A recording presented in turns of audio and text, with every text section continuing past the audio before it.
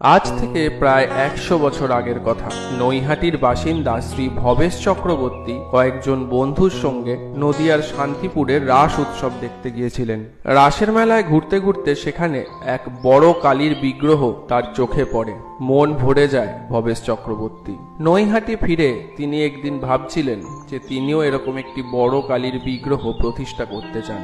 তখন তাকে মা কালী আশীর্বাদ করে বলেন, আমি প্রতিষ্ঠা হব তোর কাছে বড় মা রূপে।